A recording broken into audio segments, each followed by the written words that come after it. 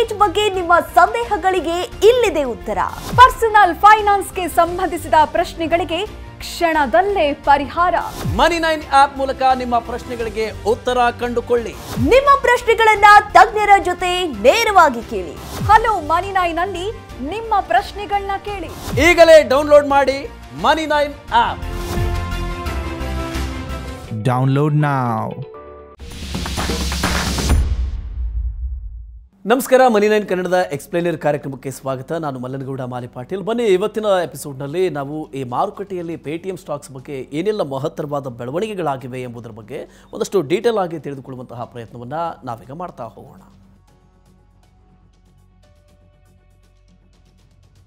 Paytm payments bank ಸರ್ವಿಸ್ಗಳ ಮೇಲೆ ಭಾರತೀಯ reserve bank ನಿಷೇಧವನ್ನು ಹೇರಿದ ನಂತರ ಒಂದಷ್ಟು ಬೆಳವಣಿಗೆಗಳು ಆಗಿವೆ.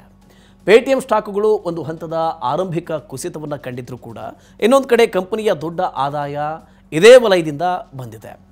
ಈಗನ್ನೋದು ಕೂಡ ಗಮನಿಸಬೇಕಾದ ಸಂಗತಿ ಆಗುತ್ತೆ. ಪೇಟಿಎಂ ತನ್ನ ವ್ಯವಹಾರದ ಪ್ರಮುಖ ಭಾಗವನ್ನೇ ಕಳೆದುಕೊಂಡಿದ್ದರೂ ಕೂಡ ಹೂಡಿಕೆದಾರರು ಇಷ್ಟು ಯಾಕೆ ಪೇಟಿಎಂ ಶೇರುಗಳನ್ನು ಖರೀದಿಸ್ತಾ ಇದ್ದಾರೆ? ಪೇಟಿಎಂನ ವ್ಯಾಲ್ಯೂಯೇಷನ್ ಹೇಗೆ ಮಾಡಲಾಗ್ತಿದೆ? RBIನ ಈ ಬ್ಯಾನ್ನ ನಿರ್ಧಾರದ ನಂತರ ಪೇಟಿಎಂ ಶೇರುಗಳಿಗೆ ಬ್ರೋಕರ್ಗಳು ಯಾವ ರೀತಿಯ ವ್ಯಾಲ್ಯೂಯೇಷನನ್ನು ಕೊಡ್ತಾ ಇದ್ದಾರೆ? ಈ ಸ್ಟಾಕುಗಳ ಮೇಲೆ ಯಾವ ರೀತಿಯ ಸ್ಟ್ರಾಟಜಿಯನ್ನು ಬಳಸೋದು ಉತ್ತಮ ಆಗುತ್ತೆ? ಇವತ್ತಿನ ಸಂಚಿಕೆಯಲ್ಲಿ ಈ ಬಗ್ಗೆ ಸಮಗ್ರವಾದ ಮಾಹಿತಿಯನ್ನು ನಿಮ್ಮ ಮುಂದೆ ನಾವೀಗ ಇಡ್ತಾ ಹೋಗ್ತೇವೆ. ಪೇಟಿಎಂ ಪೇಮೆಂಟ್ ಬ್ಯಾಂಕುಗಳಿಗೆ ಸಂಬಂಧಿಸಿದ ಕ್ರೆಡಿಟ್ ಮತ್ತು ಡೆಪಾಸಿಟ್ ಟ್ರಾನ್ಸಾಕ್ಷನ್ಗಳಿಗೆ ಕಳೆದ ಜನವರಿ 31ರಂದು RBI ನಿಷೇಧವನ್ನು ಹೇರಿತ್ತು. ಇದಲ್ಲದೆ ಫೆಬ್ರವರಿ 29ರಿಂದ ಪೇಟಿಎಂನ ವ್ಯಾಲೆಟ್, ಫಾಸ್ಟ್ಯಾಗ್ ಮತ್ತು ನ್ಯಾಷನಲ್ ಕಾಮನ್ ಮೊಬಿಲಿಟಿ ಕಾರ್ಡ್ ಅಂದರೆ NCMCಯ ಸರ್ವಿಸ್ಗಳ ಮೇಲೂ ಕೂಡ ನಿಷೇಧವನ್ನು ಹೇರಲಾಗಿತ್ತು. ಗ್ರಾಹಕರು ತಮ್ಮ ಉಳಿತಾಯ ಖಾತೆ, ಚಾಲ್ತಿ ಖಾತೆ, ಪ್ರಿಪೇಯ್ಡ್ ಖಾತೆ, ಫಾಸ್ಟ್ಯಾಗ್, NCMCಗಳಲ್ಲಿ ಉಳಿದುಕೊಂಡಿದ್ದ ಬ್ಯಾಲೆನ್ಸನ್ನು ವಿಡ್ರಾ ಮಾಡಿಕೊಳ್ಳಬೇಕು ಅಂತ ಈ ಆರ್ಡರ್ ಹೇಳಿತ್ತು. ಮಾರ್ಚ್ 1ರಿಂದ ಯಾವುದೇ ವಹಿವಾಟು ಸಾಧ್ಯ ಆಗೋದಿಲ್ಲ ಅಂತ ಹೇಳಲಾಗಿತ್ತು. ಇದಾದ ನಂತರ ಈ ಎಲ್ಲ ವಿಡ್ರಾ ವ್ಯವಹಾರಗಳಿಗೆ ನೀಡಿದ್ದ ಟೈಮ್ ಲೈನನ್ನು ಮಾರ್ಚ್ 15ಕ್ಕೆ ವಿಸ್ತರಿಸಲಾಯಿತು. ನಿಜ ಹೇಳಬೇಕು ಅಂದರೆ ಪೇಟಿಎಂ ಪೇಮೆಂಟ್ಸ್ ಬ್ಯಾಂಕ್ ಪೇಟಿಎಂಗೆ ನೋಡಲ್ ಅಕೌಂಟ್ಗಳನ್ನು ಒದಗಿಸ್ತಾ ಇತ್ತು. ಡಿಜಿಟಲ್ ವ್ಯಾಲೆಟ್ ಸೇರಿದಂತೆ ವಿವಿಧ ಡೆಪಾಸಿಟ್ ಸರ್ವಿಸ್ಗಳಿಗೆ ಈ ಅಕೌಂಟ್ಗಳನ್ನೇ ಬಳಸಿಕೊಳ್ಳಲಾಗ್ತಿತ್ತು. RBI ಆದೇಶದ ನಂತರ ಪೇಮೆಂಟ್ ಬ್ಯಾಂಕ್ನೊಂದಿಗಿನ ತನ್ನೆಲ್ಲ ವ್ಯವಹಾರಗಳನ್ನು ಪೇಟಿಎಂ ನಿಲ್ಲಿಸಿಬಿಡ್ತು. ಈ ಪೇಮೆಂಟ್ ಆ್ಯಪ್ ವ್ಯವಹಾರಕ್ಕಾಗಿ Paytm third party app provider ರೀತಿ ಕಾರ್ಯನಿರ್ವಹಣೆ ಮಾಡೋದಕ್ಕೆ national payments corporation of India ಅಂದರೆ NPCIನಿಂದ ಅನುಮೋದನೆಗೆ ಅರ್ಜಿಯನ್ನು ಸಲ್ಲಿಸಿತು. ಈ ಅನುಮೋದನೆಯ ನಂತರ ಫೋನ್ಪೇ ಮತ್ತು ಗೂಗಲ್ ಪೇ ರೀತಿಯಲ್ಲಿ ಪೇಮೆಂಟ್ ಸರ್ವಿಸನ್ನು ಮುಂದುವರಿಸಿಕೊಳ್ಳುವುದಕ್ಕೆ ಅವಕಾಶ ಆಗುತ್ತೆ. ಇದೇ ಕಾರಣಕ್ಕೆ ಪೇಟಿಎಂ SBI, ಆಕ್ಸಿಸ್ ಮತ್ತು HDFC ಬ್ಯಾಂಕುಗಳ ಜೊತೆ ಒಪ್ಪಂದವನ್ನು ಮಾಡಿಕೊಂಡಿದೆ. ಇಷ್ಟೆಲ್ಲ ಸರ್ಕಸ್ ಮಾಡಿದ ಕಂಪನಿ ಸುಮಾರು 40 ಮಿಲಿಯನ್ ಮರ್ಚೆಂಟ್ಸ್ ಮತ್ತು 100 ಮಿಲಿಯನ್ ಗ್ರಾಹಕರ ವ್ಯವಹಾರವನ್ನು ತನ್ನಲ್ಲಿಯೇ ಉಳಿಸಿಕೊಳ್ಳುವಲ್ಲಿ ಸಕ್ಸಸ್ ಆಯಿತು. ಇಷ್ಟೇ ಅಲ್ಲದೆ ತನ್ನ ಮಂತ್ಲಿ ಆಕ್ಟಿವ್ ಯೂಸರ್ಗಳನ್ನು ಉಳಿಸಿಕೊಳ್ಳೋದಕ್ಕೆ ಕ್ಯಾಶ್ ಬ್ಯಾಕನ್ನು ಕೂಡ ಕೊಡ್ತಾ ಇದೆ. ಪೇಮೆಂಟ್ ರಿವೈಸ್ ಬಳಸ್ತಾ ಇರುವ ವ್ಯಾಪಾರಿಗಳಿಗೆ ಮಾಸಿಕ ಸಬ್ಸಿಡಿಗಳನ್ನು ನೀಡ್ತಾ ಬರ್ತಿದೆ. ಇದು ಕಂಪನಿಯ ಕ್ಯಾಶ್ ಫ್ಲೋ ಮೇಲೆಯೂ ಕೂಡ ಪರಿಣಾಮವನ್ನು ಬೀರ್ತಿದೆ. ಇದಲ್ಲದೆ ಹಣಕಾಸು ವರ್ಷ 2025ರಲ್ಲಿ UPI ವಹಿವಾಟುಗಳ ಪ್ರಮಾಣ ಮತ್ತು ಮೌಲ್ಯದಲ್ಲಿ ಕುಸಿತ ಆಗುವ ಸಾಧ್ಯತೆ ಕೂಡ ಇದೆ. ಹೈ ಮಾರ್ಜಿನ್ ಇಟ್ಕೊಂಡು ಬರ್ತಾ ಇರುವಂತಹ ಈ ವ್ಯಾಲೆಟ್ಗಳ ಆದಾಯದ ಮೇಲೂ ಕೂಡ ಇದು ಪರಿಣಾಮವನ್ನು ಬೀರಬಹುದು. ಹಾಗಿದ್ರೆ RBIನ ಈ ನಿರ್ಧಾರ ಕಂಪನಿಯ ಷೇರುಗಳು ಮತ್ತು ವ್ಯವಹಾರದ ಮೇಲೆ ಯಾವ ರೀತಿಯ ಪರಿಣಾಮವನ್ನು ಬೀರುತ್ತಿವೆ? ಬ್ರೋಕರ್ಗಳು ಮತ್ತು ಅಭಿಪ್ರಾಯದಲ್ಲಿ ಯಾವ ಬದಲಾವಣೆಯನ್ನು ಮಾಡಿಕೊಂಡಿದ್ದಾರೆ? ಈ ಸ್ಟಾಕುಗಳಿಗೆ ಸಂಬಂಧಿಸಿ ಯಾವ ಟಾರ್ಗೆಟನ್ನು ಇಟ್ಕೊಳ್ಬಹುದು? ಈ ಎಲ್ಲ ವಿಚಾರಗಳನ್ನು ನಾವು ನೋಡಬೇಕಾಗುತ್ತೆ.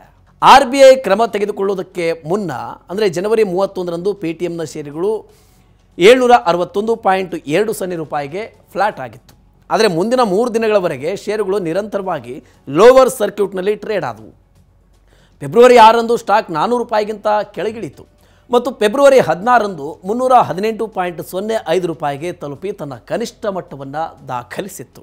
RBI ಬ್ಯಾನ್ ಹೇರಿದ ನಂತರ ಬ್ರೋಕರ್ಗಳು ಸಹ ಸ್ಟಾಕ್ ರೇಟಿಂಗ್ ಮತ್ತು ಟಾರ್ಗೆಟ್ನಲ್ಲಿ ಮಹತ್ವದ ಬದಲಾವಣೆಯನ್ನು ಮಾಡಿರುವುದಕ್ಕೆ ಕಾರಣ ಏನು ಅನ್ನೋದನ್ನು ನೋಡಬೇಕಾಗುತ್ತೆ. ಇದಕ್ಕೆ ಮುಖ್ಯವಾದ ಕಾರಣ ಪೇಟಿಎಂನ ಸಮ್ ಆಫ್ ದಿ ಪಾರ್ಟ್ಸ್ ಅಂದರೆ SOTP ವ್ಯಾಲ್ಯೂಯೇಷನ್ನಲ್ಲಿ ಆಗಿರುವ ಬದಲಾವಣೆ. ಈ SOTPಯನ್ನು ಸರಳವಾಗಿ ವಿವರಿಸಬೇಕು ಅಂದರೆ ಪ್ರತಿ ಬಿಸ್ನೆಸ್ ಯೂನಿಟ್ ಮತ್ತು ಅಂಗಸಂಸ್ಥೆ 2 ಘಟಕಗಳ ಆಧಾರದಲ್ಲಿ ಸ್ಟಾಕ್ನ ವ್ಯಾಲ್ಯೂಯೇಷನನ್ನು ಮಾಡಲಾಗುತ್ತೆ. ಇದನ್ನು ನಿಮಗೆ ಒಂದು ಉದಾಹರಣೆಯ ಮೂಲಕ ತಿಳಿಸ್ಕೊಡ್ತೇವೆ. ನೋಡಿ, ಹಣಕಾಸು ವರ್ಷ 2023 4ನೇ ತ್ರೈಮಾಸಿಕದ ರಿಸಲ್ಟ್ನ ನಂತರ ಅಂದರೆ ಸರಿಯಾಗಿ 1 ವರ್ಷದ ಹಿಂದೆ ಸಿಟಿ ಗ್ರೂಪ್ ಪೇಟಿಎಂನ SOTPಯನ್ನು 1144 ರೂಪಾಯಿಗಳಿಗೆ ವ್ಯಾಲ್ಯೂಯೇಷನ್ ಮಾಡಿತ್ತು. ಇದರಲ್ಲಿ ಪೇಮೆಂಟ್ ಸರ್ವಿಸ್ಗೆ 430 ರೂಪಾಯಿ, ಫಿನಾನ್ಷಿಯಲ್ ಸರ್ವಿಸ್ಗೆ 516 ರೂಪಾಯಿ, ಕಾಮರ್ಸ್ ಮತ್ತು ಕ್ಲೌಡ್ ಅಂದರೆ ಮಾರ್ಕೆಟಿಂಗ್ ಸರ್ವಿಸ್ಗೆ 78 ರೂಪಾಯಿ, ನೆಟ್ ಕ್ಯಾಶ್ ಮತ್ತು ಇನ್ವೆಸ್ಟ್ಮೆಂಟ್ಗೆ 120 ರೂಪಾಯಿಗಳು ವ್ಯಾಲ್ಯೂಯೇಷನಲ್ಲಿ ಸೇರಿಕೊಂಡಿದ್ವು. ಕಳೆದ ಜನವರಿ 31ರಂದು RBI ಬ್ಯಾನ್ ನಿರ್ಧಾರವನ್ನು ತೆಗೆದುಕೊಂಡ ನಂತರ ಸಿಟಿ ಗ್ರೂಪ್ ಪೇಟಿಎಂನ ಟಾರ್ಗೆಟ್ ಪ್ರೈಸನ್ನು 550 ರೂಪಾಯಿಗಳಿಗೆ ಇಳಿಸಿತು.